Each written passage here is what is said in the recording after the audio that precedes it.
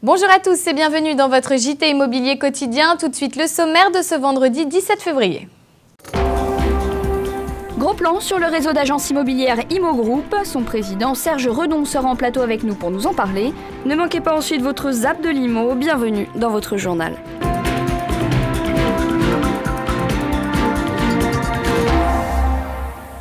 Allez, pour commencer ce journal, retrouvons notre saga, vous commencez à la connaître, consacrée aux agences et au réseau immobilier. Aujourd'hui, gros plan sur Imo Group et c'est avec Anthony Benasseur. À 2 pas de la place de la Bastille, au 23 rue de la Roquette, l'agence Pellissolo à Pignon-sur-Rue. Créé il y a plus de 30 ans, ce cabinet spécialisé en transactions immobilières et en gestion locative fait partie d'une chaîne qui réunit 5 autres agences. Un succès pour Frédéric Pellissolo qui résulte des méthodes de ses collaborateurs. C'est justement la recherche de qualité de service qu'on a toujours eu dans nos agences. Ça a été le maître mot depuis le départ. En gestion locative, on a toujours dit qu'en fait on gérait les biens comme si c'était les nôtres. Donc on a toujours eu ce regard de l'intérêt du client. On s'implique beaucoup dans sa recherche et on essaye d'y trouver les meilleures solutions possibles. Dans les agences Pellissolo, on trouve de tout. La revue Exclusive, éditée par leur bureau, et un outil pratique pour particuliers et professionnels, Gestimo, un nouveau service en ligne. Mais la révolution n'est pas là. Les offices Pellissolo ont récemment intégré le réseau d'agences Imo Group. Nous sommes le représentant parisien de ce réseau. Donc ce réseau très implanté en région va nous permettre à la fois de proposer des solutions à nos clients sur le territoire national, chose que nous ne pouvions pas faire jusqu'à présent. Nous sommes surtout des spécialistes évidemment de Paris. Nous allons recevoir des demandes, des offres, des demandes de collaboration de nos autres confrères en région, Imo Group. Avec un chiffre d'affaires de 3 millions d'euros en 2011, Pellissolo espère grâce à ce partenariat agir sur le territoire national. Une nouveauté que devraient apprécier leurs futurs clients.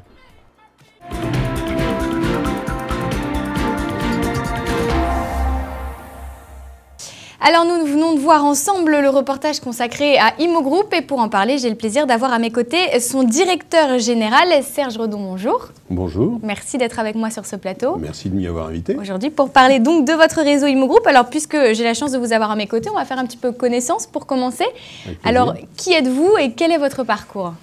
Donc mon nom c'est Serge Redon, moi je suis un professionnel de l'immobilier depuis fort longtemps. J'ai commencé ma carrière en 1981, donc vous voyez que c'est une vieille histoire. J'ai notamment travaillé pour Century 21 France où je me suis occupé j'ai travaillé au service marketing. J'ai notamment créé le service qui s'appelle le service des créateurs et repreneurs. Et puis ensuite j'ai travaillé pour le compte de la FNAIM où j'ai eu la mission de créer le réseau de la FNAIM qui s'est appelé l'Adresse et que j'ai dirigé jusqu'en fin 2010. Je me trompe peut-être. Je ne sais plus si c'est 2009 ou 2010. Et après, vous avez donc rejoint... C'est fin 2009, pardon. Et j'ai donc repris le réseau Imo Group en fin 2010. Voilà. Comment est-ce que ça s'est fait, cette reprise de ce groupe-là? Comment est-ce que vous êtes arrivé à la direction générale? C'est peut-être un réseau en fait qui cherchait un nouveau souffle, on va dire, depuis quelques années. J'avais été en relation avec les dirigeants à travers mes fonctions dans le réseau L'Adresse. L'Adresse devait racheter le réseau Imo Group, ça ne s'est pas fait du fait de la crise des subprimes de 2008.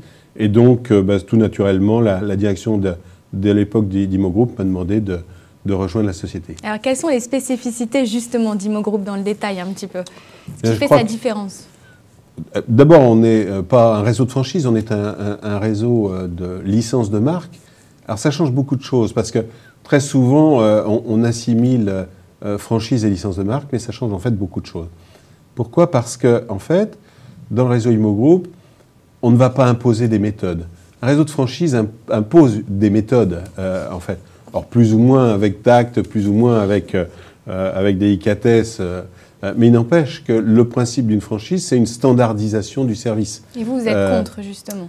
Eh bien, ce que je pense, c'est qu'en fait, la meilleure qualité, elle s'exprime dans l'individu. Et en fait, on s'aperçoit qu'il y a une relation extrêmement intuitu personnée entre le client et l'agent immobilier.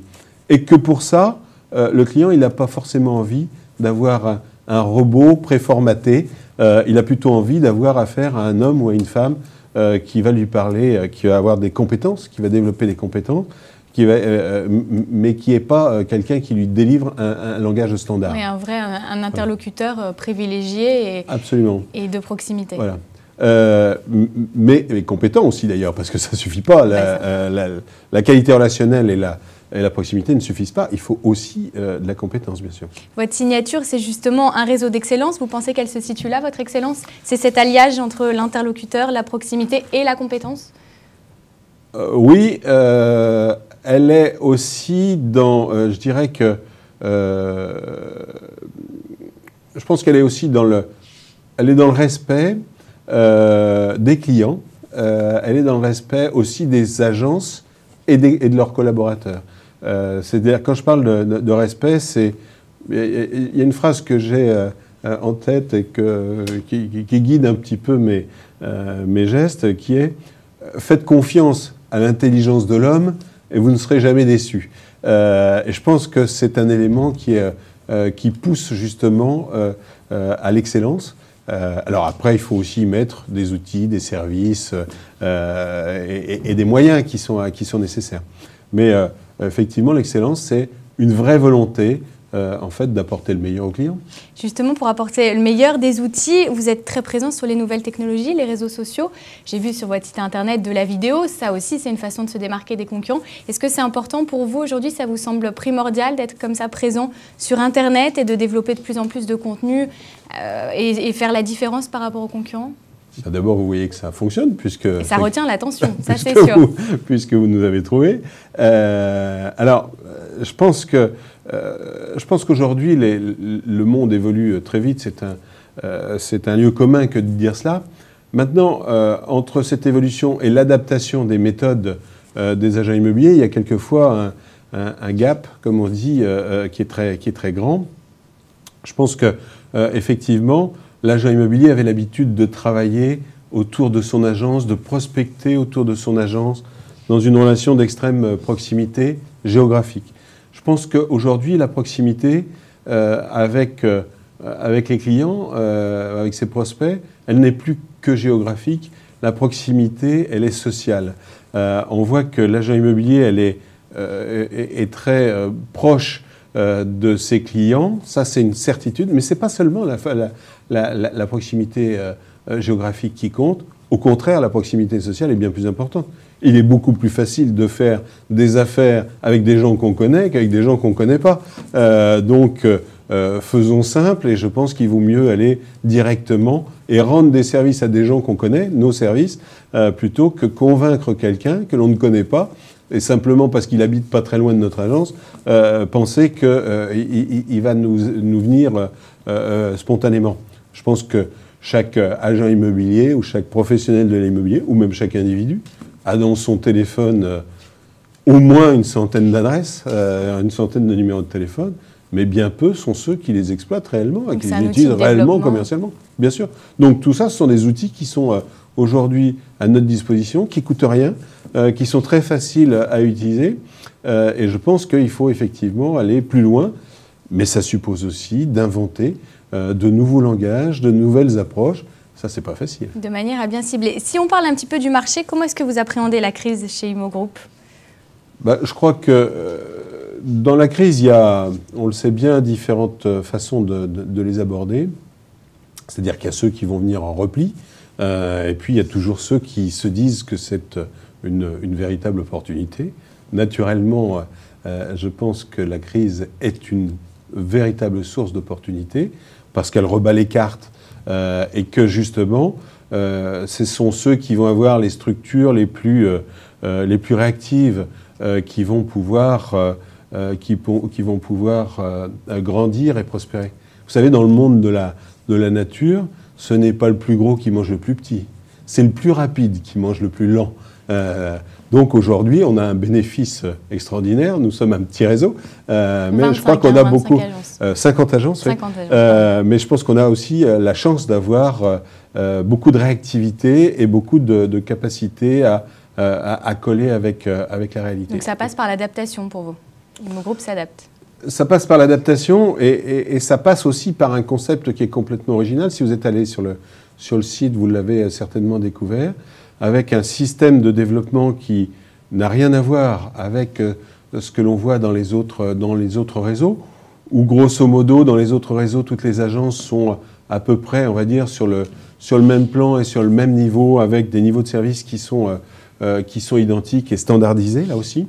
Nous avons mis au point le système de développement par concessionnaire, avec l'idée qu'à la tête du département, d'un département entier, va se trouver un concessionnaire qui va développer son propre réseau avec l'aide d'Imo Group. Et vous voyez que là, on n'est plus du tout dans un mode de développement classique.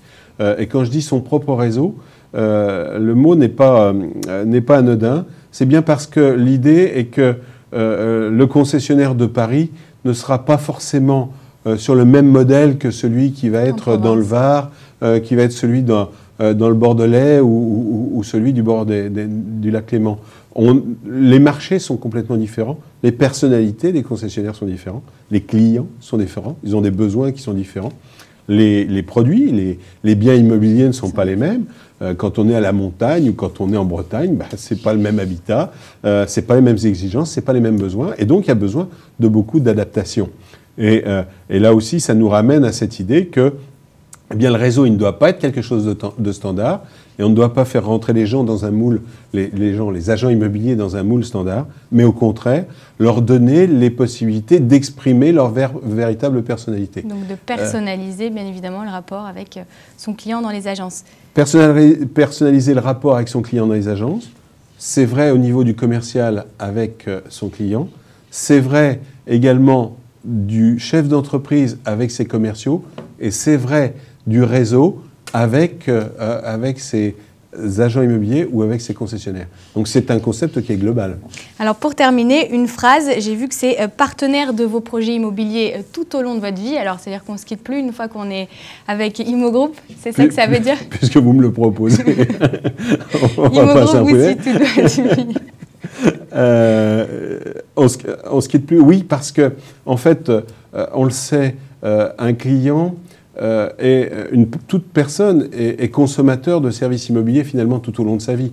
Quand on quitte le foyer de papa et maman, on loue une première chambre d'étudiant, puis ensuite un appartement, un petit studio. On va s'installer progressivement dans la vie. On va faire en moyenne 7 déménagements dans sa vie, donc c'est quand même quelque chose d'important. On change plus souvent de logement que de machine à laver, vous le savez. La preuve, c'est qu'on les déménage d'ailleurs. Bon, ce qui veut dire que, en fait, il y a un certain moment, on va acheter une résidence secondaire peut-être, on va acheter une maison à la campagne pour élever les enfants, on va préparer sa retraite et acheter un appartement qu'on va louer, on va avoir besoin d'un syndic pour améliorer pour gérer la copropriété, on va avoir besoin d'un agent immobilier pour gérer son patrimoine. Quelquefois, on va hériter de ses parents, de ses grands-parents, il va falloir arbitrer dans le patrimoine. Bref, c'est le même client qui, tout au long de sa vie, consomme toute une série de services immobiliers. Donc c'est un accompagnement. Oui, c'est un accompagnement parce que je pense qu'effectivement, l'accompagnement est important dans la fidélisation, mais là aussi, ça nous ramène à la notion d'excellence. C'est-à-dire qu'il ne peut pas y avoir d'accompagnement s'il n'y a pas d'excellence. Il n'y aura pas de fidélité s'il n'y a pas d'excellence. On n'est par définition pas fidèle à un fournisseur, quel qu'il soit, qui ne serait pas excellent. Par contre, quand il y a de l'excellent, on a quand même un peu plus de chances de fidéliser. Très bien, merci beaucoup Serge Redon. Moi j'ai le regret de vous dire qu'on va se quitter, c'est la fin de cette interview. Mais on se retrouvera, j'en suis sûr. On se retrouvera, merci beaucoup, à bientôt. Merci à vous.